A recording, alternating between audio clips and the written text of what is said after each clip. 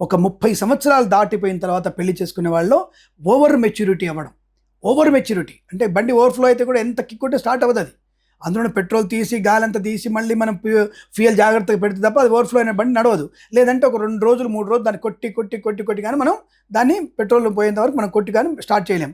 అలా ఆఫ్టర్ ఒక బండి ఓవర్‌ఫ్లోతోనే ఆగిపోతున్నప్పుడు జీవితంలో ఓవర్ మెచ్యూరిటీ అనేటువంటి దాంతో జీవిత నాశనం అయిపోవట్లా.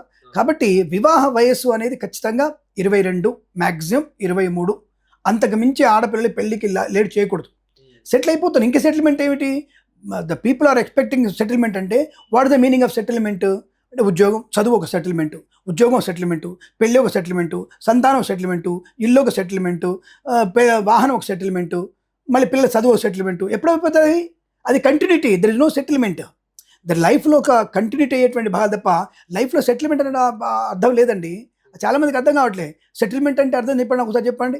అంటే ఉద్యోగం వచ్చింది, సరిపోయిందా? హ్యాపీయా? పెళ్ళి వద్దా? సరే పెళ్ళి కూడా అయింది, హ్యాపీయా? ఇంక పిల్లలు వద్దా? ఈ మధ్య ఇంకోటి కొత్త స్టార్ట్ చేశారు. నేను ఒక్క పిల్లలు చాలు, నాకు ఒక్కడే చాలు, నాకు నాకు ఇంత ఇద్దరు ముగ్గురు నేను పెంచలేను, నా యొక్క ఫిట్నెస్ తగ్గిపోతుంది, నేను తాతలా కనపడతాను మగవాడు, నా ఫిట్నెస్ పోతుంది, ఆడపిల్ల. ఎందుకు ఇటువంటి వికృత చేష్టలకు వెళ్ళిపోతున్నారు మీరు? ఒక సంతానం ఉంటే సైకలాజికల్ ప్రాబ్లమ్స్ వస్తాయి పిల్లవాడికి కానీ పిల్లకి కానీ. ఒక సంతానం ఉన్న వాళ్ళకి ఆ పిల్లలకి సైకలాజికల్ డిజార్డర్స్ వస్తాయి వాళ్ళకి.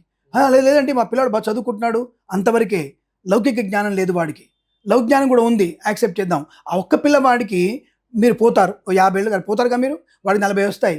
వాడి బాధలు ఎవరితో చెప్పుకోవాలి? వాడికి సొంత అన్ననో తమ్ముడో చెల్లెలో ఉంటే కదా వాడు చెప్పుకోవాల్సింది. ఒక రాఖీ పండుగ వచ్చింది, ఎవరు రాఖీ కడతానికి? పక్కింటి వాళ్ళ పిల్లొచ్చి కడుతుందా? వాళ్ళిద్దరు హ్యాపీగా ఉన్నారు. హ్యాపీగా ఉన్నప్పుడు మీ పరిస్థితి ఏమిటి? ఇలా ఒక్కడున్నాడు గల ప్రమాదం ఏంటి? రెండవది, దేశ నాశనానికి కారణమవుతున్నారు మన వాళ్ళు, సనాతన ధర్మానికి నాశనానికి కారణమవుతున్నారు వీళ్ళు ఒక్క పిల్ల అని చెప్పేసరికి. తాతలు అట్లే ఉన్నారు, కొడుకులు అట్లే ఉన్నారు, అందరూ అట్లా. ఒక్కడు చాలండి. ఎందుకు 10 కోట్లు ఎందుకు నీకు పని లేక? పిల్లని సంపాదిస్తుంది, మొగుడు సంపాదిస్తాడు, ఇంత సంపాదించి ఏం చేస్తారు? ఆ పిల్లగాడిని వాడు సంపాదించుకుంటాడు. 20 కోట్లతో ఏం చేస్తారు వాడు? ఇతర మతాల వాళ్ళు 10 మందిని కానీ నీ పిల్లల్ని 100 కోట్ల కూలోడిగా తీసుకెళ్తారు వాళ్ళు. 100 కోట్ల కూలోడిని కొనుక్కుంటారు వాళ్ళు. నీ ఇంట్లోకి జ్వరబడి వచ్చేస్తారు వాళ్ళు. నీ వంశాన్ని నాశనం చేయడానికి సిద్ధంగా ఉన్నటువంటి పాషాండ మతాలు కొన్ని ఉన్నాయి. మరి అటువంటి మతాల్లో 10 మందిని పందులుగా అన్నట్టు అంటున్నప్పుడు మరి నీ పరిస్థితి ఏంటో? ఒక్కడిని గంట అంటున్నావు నువ్వు. సిగ్గుచరం లేదా నీకు?